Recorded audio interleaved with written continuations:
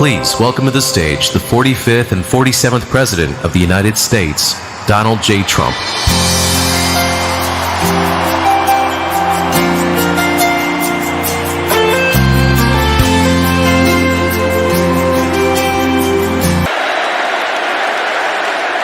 Well, I want to thank you very much, Lee. You've been there from the beginning with us, Lee, and we appreciate it. Nobody can sing that song like Lee Greenwood. Thank you very much, Lee, very much for being here. And his voice has not changed, you know? Pretty amazing. And a special thank you to Erica, because today America is a nation in grief, a nation in shock, and a nation in mourning. Less than 2 weeks ago, our country was robbed of one of the brightest lights of our times, a giant of his generation, and above all, a devoted husband, father, son, Christian, and patriot. Charles James Kirk was heinously murdered by a radicalized, cold-blooded monster for speaking the truth that was in his heart. He was violently killed because he spoke for freedom and justice, for God, country, for reason, and for common sense. He was assassinated because he lived bravely, he led boldly, and he argued brilliantly without apology. He did what was right for our nation. And so on that terrible day, September 10th, 2025, our greatest evangelist for American liberty became immortal. He's a martyr now for American freedom. I know I speak for everyone here today when I say that none of us will ever forget Charlie Kirk, and neither now will history.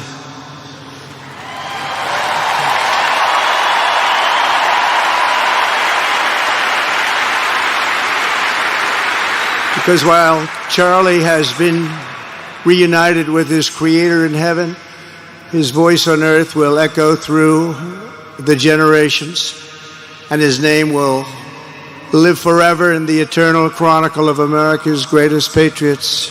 He will live forever. To Charlie's incredible and beautiful widow, Erica, we know the weight of this monumental loss is almost unbearable. But even in the midst of heartache and pain too great to even fathom, you have somehow found the strength and deep faith to be a comfort to millions and millions of people. And thank you very much, Erica. Thank you very much.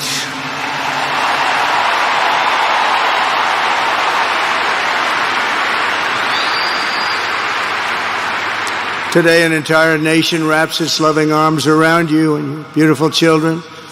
We share in your immense and overwhelming sorrow, and we vow that we will do everything we can to ensure that your children grow up in a land where their father is honored and revered as a great American hero. That's what he is.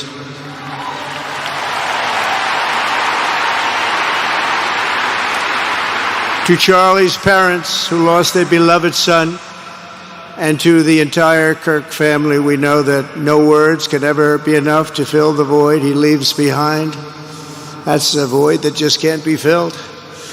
But I hope the extraordinary outpouring of emotion over these past 11 days has comforted you with the knowledge that your son brought more good and love into this world in his 31 short years than most people, even very, very successful people, can bring in a lifetime.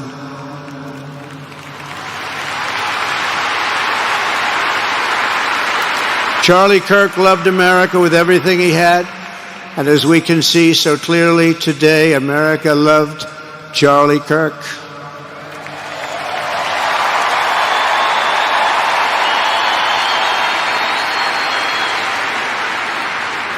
And he could always draw a big crowd. Look at this today. Look at what's gone on. This is a big crowd.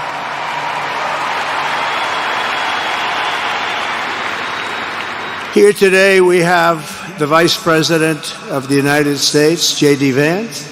We have the Speaker of the U.S. House of Representatives, Mike Johnson. We have countless members of the United States Senate, and I'm sorry I'm not going to introduce you, but I'll be up here. They're all over the place. And likewise, the House of Representatives, they're all over this big stadium. This is not an arena, this is a stadium. Our great cabinet and this stadium packed with rafters of people, not to mention the one across the street that also has tens of thousands of people, and they're watching us on screen right now.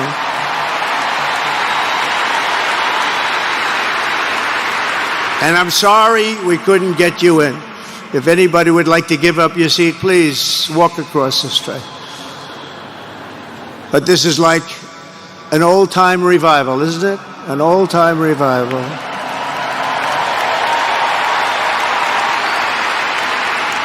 For millions of Americans, especially young people, it is agonizing and unthinkable to say goodbye to a patriot whose heart still had so much to give. It's so much.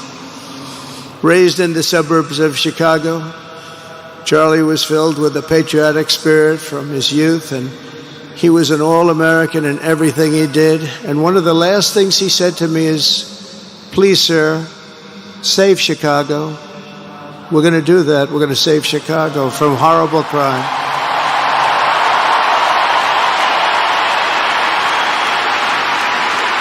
In high school, he was the quarterback of the football team and the captain of the basketball team. He was a good athlete. A lot of people don't know that about Charlie.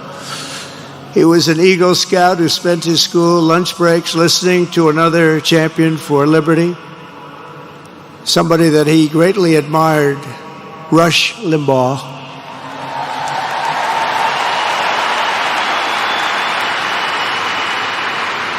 But what was even more important to Charlie than politics and service was the choice he made in the 5th grade, which he called the most important decision of his life, to become a Christian and a follower of his Savior, Jesus Christ.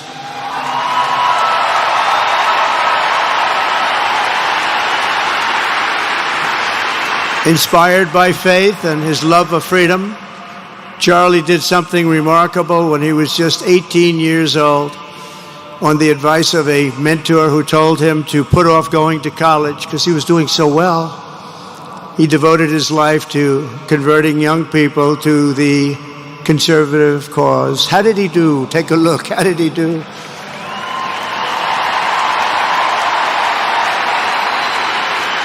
In 2012, 2 days after graduating high school, and with just $1,800 in his pocket, the young man from Illinois, who no one had ever heard of, started an organization whose grand ambitions were captured in its name, Turning Point USA. Great name.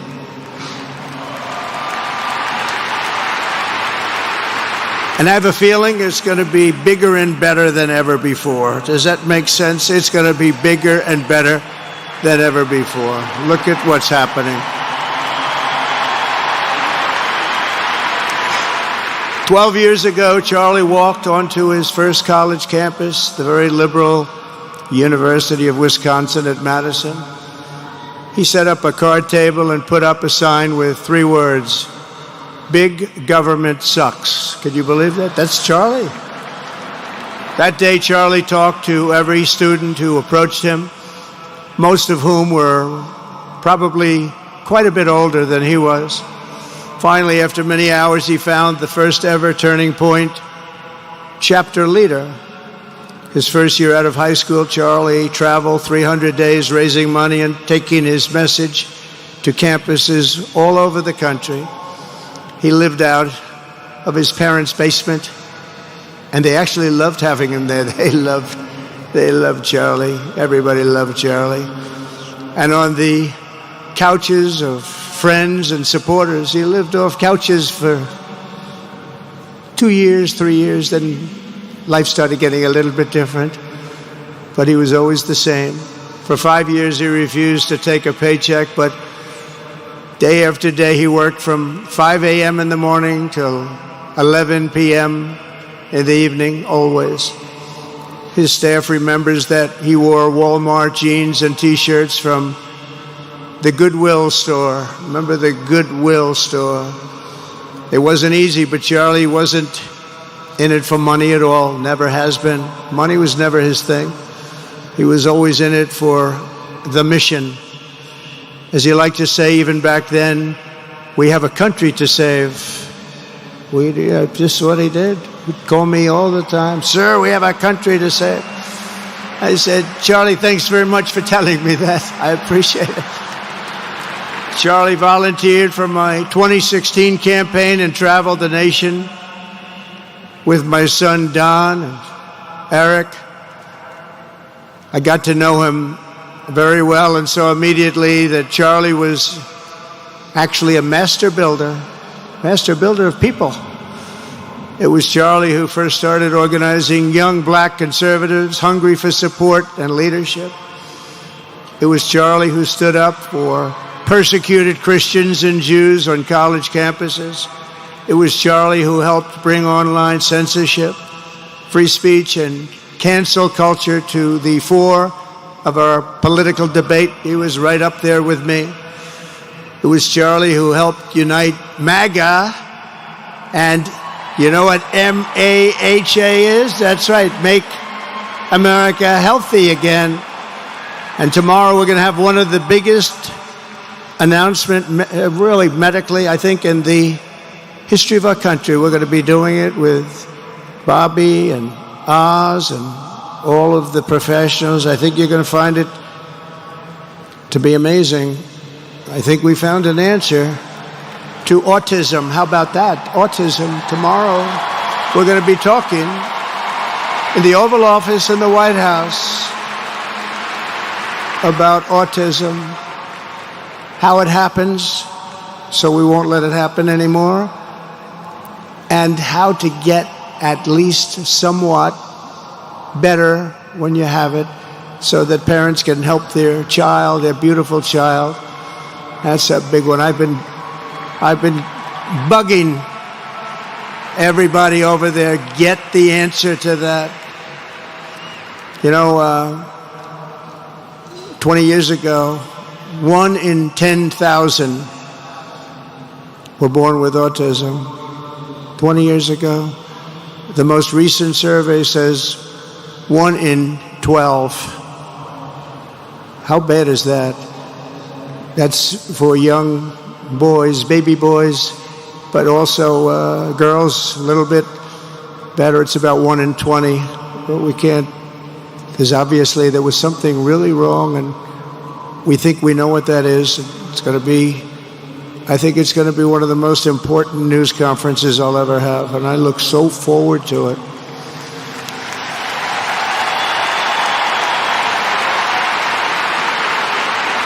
And you know who else looked forward to it? Because he knew. I tell him a little bit about what was going on. Was Charlie. He would have been front row center, believe me. We'll be missing him tomorrow. It was such a big deal for him, too.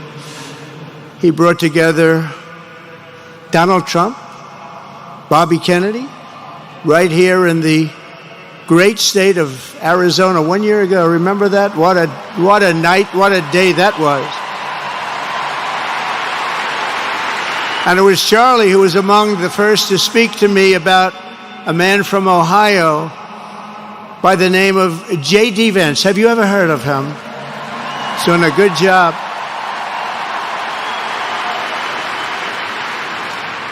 But Charlie would often call me, sometimes the night before a big event, the other side of the country.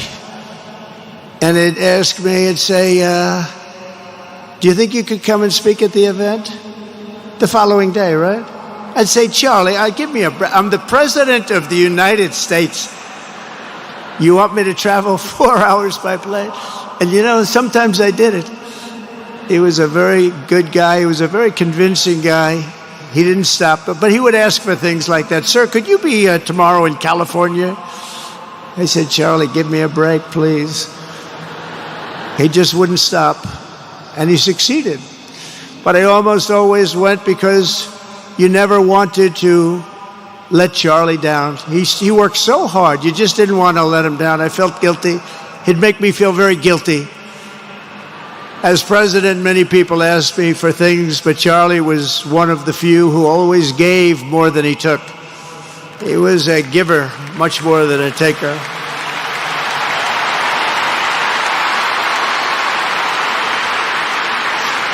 And no matter how big Charlie became, no one was too small for him to notice. He was good to everybody. Didn't matter.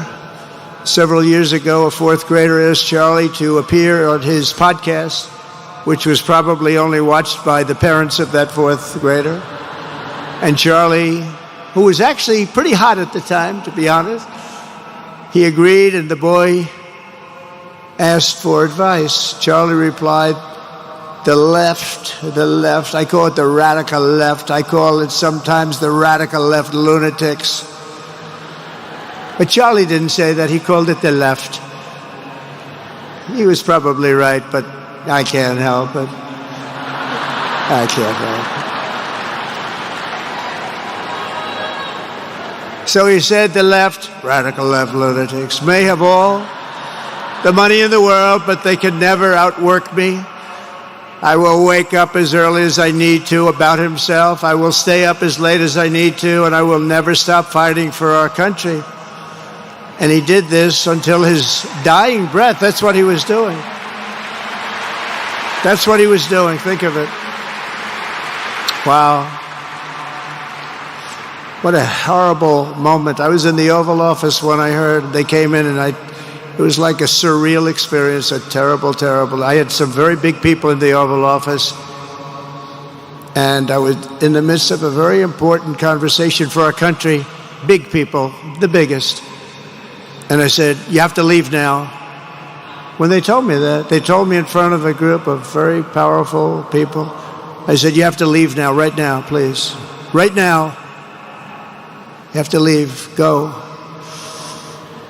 By his own determination and skill, Charlie Kirk built Turning Point from his humble beginnings, the beginnings that nobody believed could ever end up something like this, into a great movement and a juggernaut of American politics. And, you know, we have a massive stadium loaded up with people, but he got tremendous crowds before he had this kind of horrible news and before we had to hear what happened so terribly.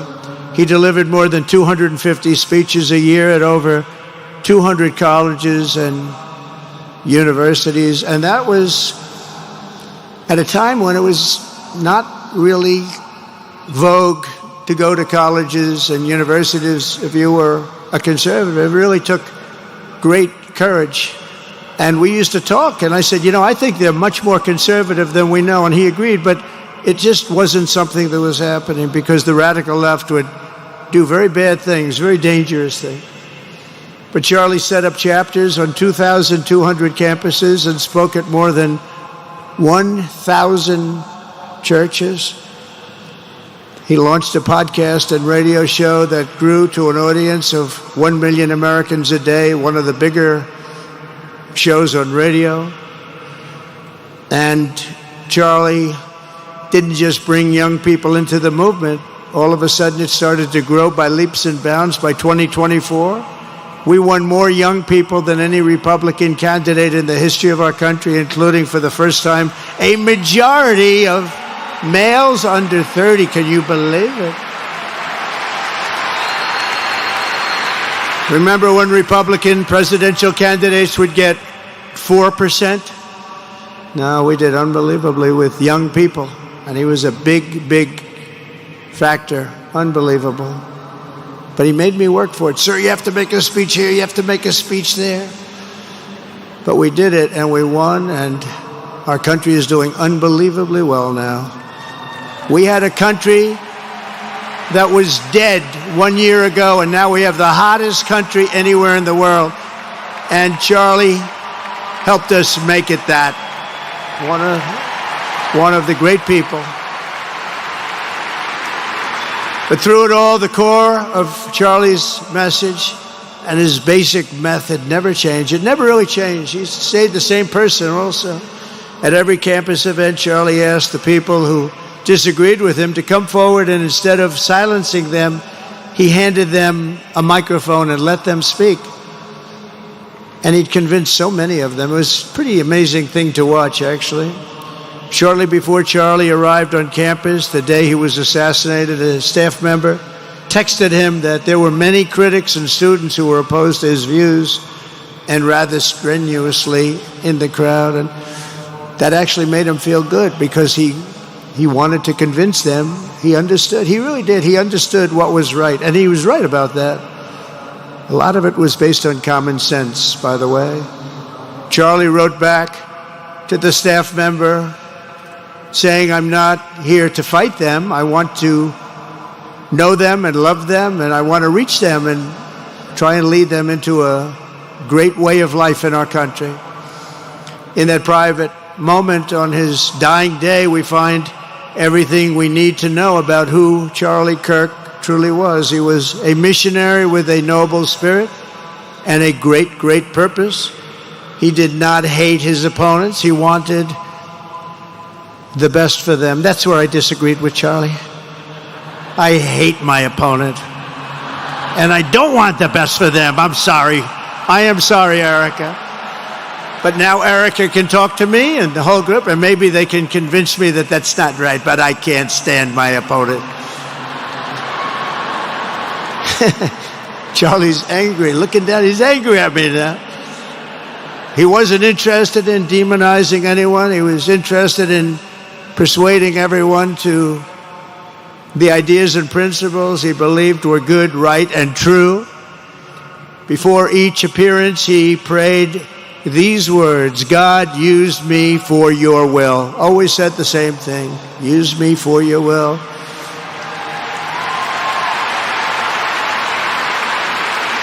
And that is exactly what God did.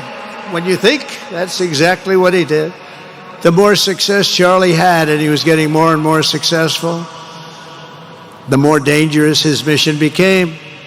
On campuses all over the country, his quest for open dialogue was met with menacing hate. There were bomb threats, pulled fire alarms, and countless rage-filled radicals who tried to shout him down. It was nasty. I used to say, "Charlie, this is nasty stuff you're doing." At one event, police had to build barricades to protect students from an angry mob of thugs. Many of these people, by the way, are paid a lot of money to do this. They're agitators. They're paid agitators. Remember that. When you see they all have the same beautifully printed sign, every sign is identical, comes out of a top-level print shop. That's not the signs that are made in somebody's basement. Those are paid for by very bad people, and hopefully we're going to be finding out through the DOJ who those people are.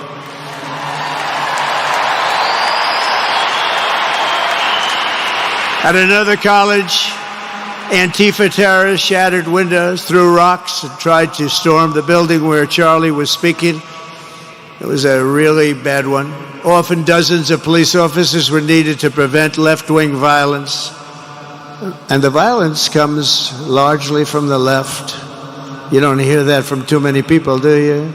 And virtually every day for years before he was murdered, Charlie received these horrible death threats. People don't know. I used to talk to him about it. He said, "I got some threats." He always felt that when they actually made the threat, they were not the ones to worry about. The ones to worry about were the ones that don't make the threats.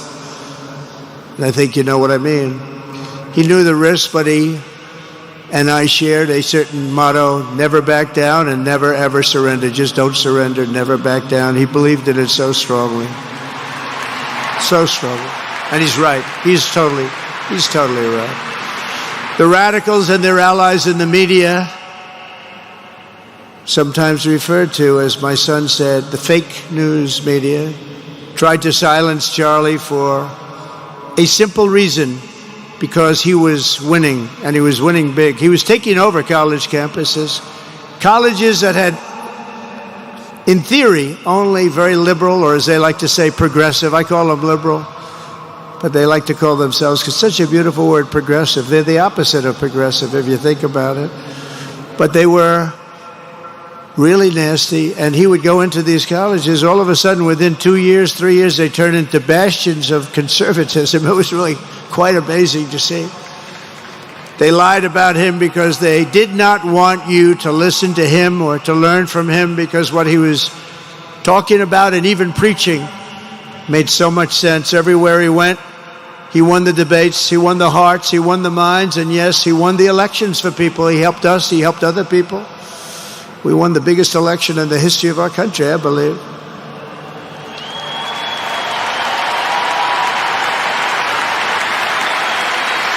Charlie Kirk was without a doubt among the most influential figures in the most important election in the history of our country. The election of, that beautiful day, November 5th, 2024. Do you remember that day? It was 9 months ago. What a day that was. I mean, we had a pretty good day in the first one. And I must tell you, on the second one, we had a phenomenal day. But a lot of bad things happened. And now that's not even questioned. They cheated like dogs. But we got them back, didn't we, huh? Got them back. But we owe Charlie a profound and eternal debt of gratitude now. Just like Charlie and Erica made Turning Point hot, we are looking at a country that has the chance to attain a level like never before. Tariffs are making us rich again, richer than anybody ever thought was possible. And the only one challenging them are people that hate our country or foreign countries that are paying a price, because they did the same thing to us for years. They took advantage of us, but we're making money. We're becoming richer and richer.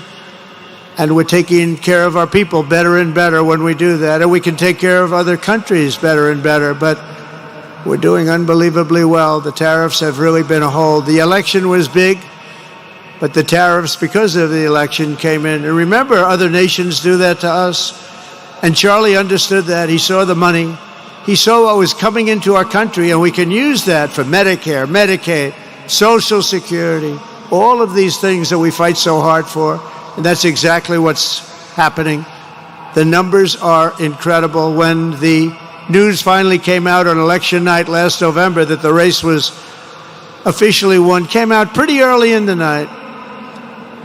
Charlie was live on camera. In that moment, he was overcome with emotion. I've never seen him like this. He was so happy. For a long while, he said nothing. His eyes were filled with tears, and then he buried his face in his hands and he started crying. That wasn't the Charlie I knew, but in thinking about it, it actually was the Charlie I knew, because he had a tremendous heart. He just wanted what was good for our country, and he saw us going in such a horrible direction. Lovingly, Eric, and this was so beautiful, Erica put a MAGA hat on to cover his bowed head. I like that very much. MAGA, we love. Does everybody love MAGA? Make America great again.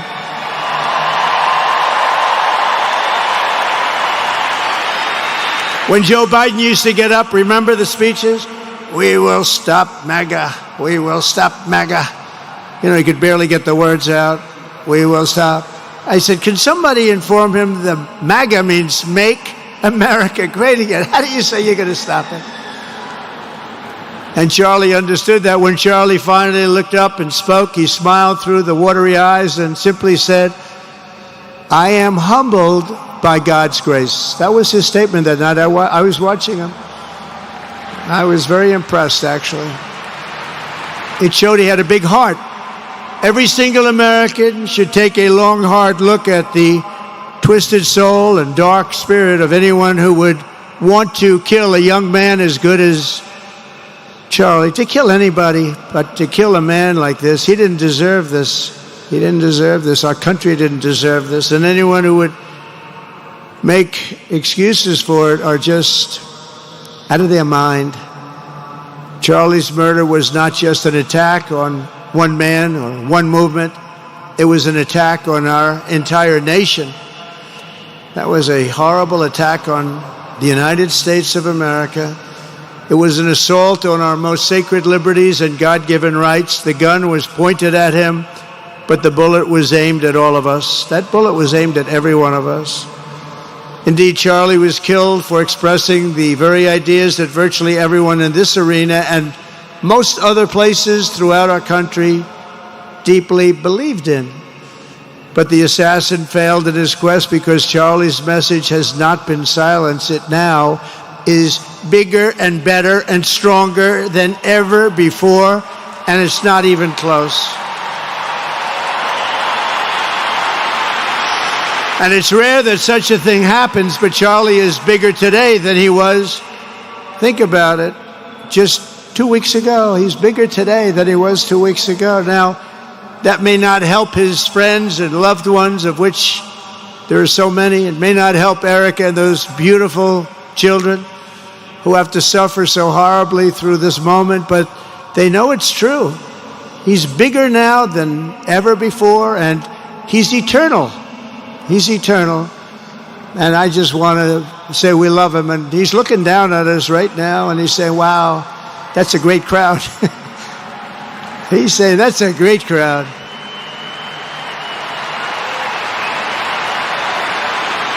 And it's a great crowd of patriots.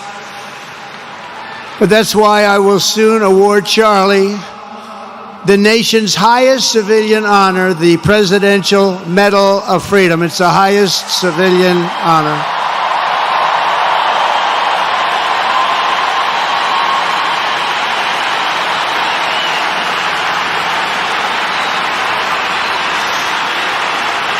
And we will do the ceremony at our beautiful White House in a very safe Washington, D.C., a place that Charlie truly revered. You know, we stopped the crime in Washington. Took 12 days. Now you can go to restaurants. You can walk down the middle of the street with your wife. You can have your wife walk alone down the middle of the street. She's going to be in good shape. What a difference. What a difference good management really makes. But it's, I'm so proud of that Washington, D.C. You know, it was one of the worst in the nation, in the world. And now it's considered a very safe city. And it's also, I passed it yesterday, I went through it, and the lawns are good. It's like a different place. It's like the tents are gone, the threats are gone, the gangs aren't there. We got rid of, you know, we took out 1,500 career criminals, 1,500. If you have 3 career criminals, that can make a big difference. But I'm so proud of Washington, D.C., and now we're going into Memphis. And we'll get that one straightened out fast. And then we're going into some others, but we're going to go to Chicago, and we're going to have Charlie very much in mind when we go into Chicago. And we'll get that one straightened out. You have an incompetent governor who, he thinks it's okay when 11 people get murdered over the weekend. He thinks you don't have any crime when 11 people get murdered and 28 people get shot. He says he's got crime. No, they don't have it under control, but we'll have it under control very quickly. So we're going to be doing that. And Charlie loved what we were doing. He was so proud of what happened. He was there to see it. He's so proud of what happened in Washington, D.C. As you know, the depraved assassin who planned and executed Charlie's killing has been arrested and charged with capital murder. God willing, he will receive the full and ultimate punishment for his horrific crime. It's a terrible thing. Because you can't let that happen. You can't let that happen. Can't let it happen to a country. The Department of Justice is also investigating networks of radical left maniacs who fund, organize, fuel, and perpetrate political violence. And we think we know who many of them are.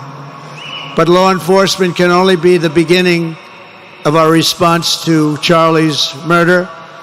Over the last 11 days, we have heard stories of commentators, influencers, and others in our society who greeted his assassination with sick approval, excuses, or even jubilation. You've heard that. So have I. Couldn't believe it.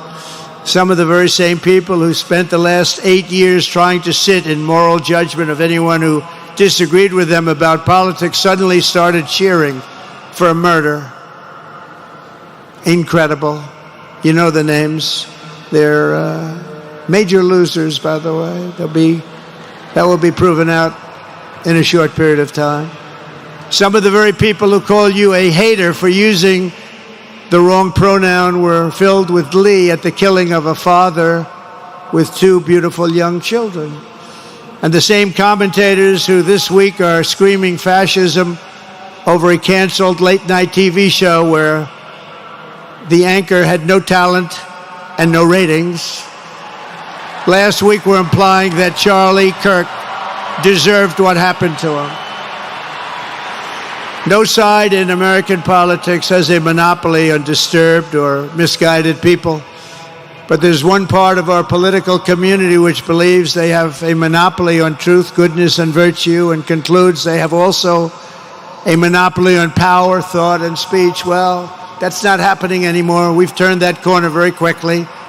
Tragically, atrocities of this kind, and kind that we saw in Utah, of all places, are the eventual consequence of that kind of thinking.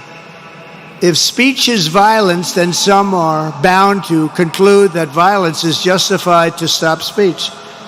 And we're not going to let that be justified. The tradition of reason and open debate that Charlie practiced is not a pillar of our democracy. In many ways, it's the basis of our entire society. It's the right and inheritance of every free American, the greatest legacy of the Enlightenment, and among the most treasured achievements of civilization. We will defend it at all costs, and we will carry forward the torch of liberty that Charlie Kirk held so proud and so high. He was so proud, and he did hold that torch high. We will never, ever let it fail. We will never let it fail. But we're going to raise it higher than ever before. It's going to be raised, and this is the beginning. Perhaps it should be no surprise that Charlie, who spent his life speaking with the critics of these traditions, ultimately became convinced that we needed not just a political realignment, but also a spiritual reawakening. We did. And we have to bring back religion to America, because without borders, law and order, and religion, you really don't have a country anymore. We want religion brought back to America. We want to bring God back into our beautiful USA like never before. We want God back.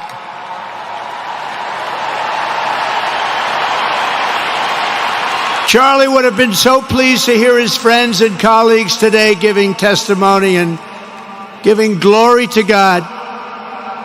Within minutes of the gunshot in Utah, millions of Americans, young and old, heard the news and dropped to their knees and started praying. Even many who rarely prayed asked God for a miracle. Please, God, save Charlie. But although Charlie's time with us on earth has ended, those prayers for a miracle have already been answered. Look at what's happening. Look at what's happening. In the days since Charlie's death, we have seen how his legacy has touched so many millions around the world. In Calgary, Canada, thousands gathered at City Hall to sing the American national anthem and raise up posters with the name Charlie Kirk. In Seoul, South Korea, crowds gathered to wave American flags and shout, "We are for Charlie Kirk." His memory has been honored in the streets of Berlin, Warsaw, Vienna, Sydney, Madrid, London, Tel Aviv, and all over the world. So beautiful to watch. A man as far away as rural Australia texted a pastor, "I'm going to come to church tomorrow for the first time ever." The pastor asked, "Why is that?" The man replied, "Because of Charlie Kirk." Can you imagine? The lesson of Charlie's life is that you should never underestimate what one person can do with a good heart, a righteous cause, a cheerful spirit, and the will to fight, fight, fight. Have to fight. We're saving our country. And Charlie's a big factor, such a big factor. Charlie Kirk started with only an idea to change minds on college campuses, and instead he ended up with a far greater achievement, changing history. He changed history. Today, Charlie Kirk rests in glory in heaven for all eternity. He has gone from speaking on campuses in Wisconsin to kneeling at the throne of God, where he is right now.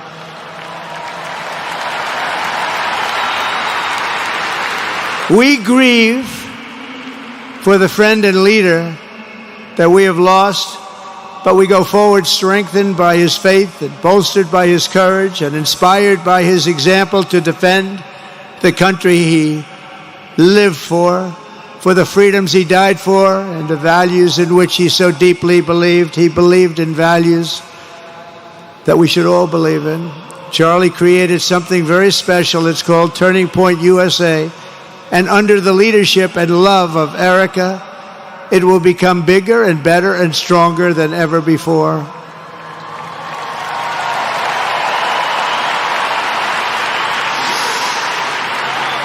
So, Charlie, we all want to thank you. We want to say a very loud God bless you, Charlie. God bless you for what you've done is incredible. And God bless Erica and the children. God bless the United States of America. And could I ask Erica, please come out. Erica, please come out. Thank you.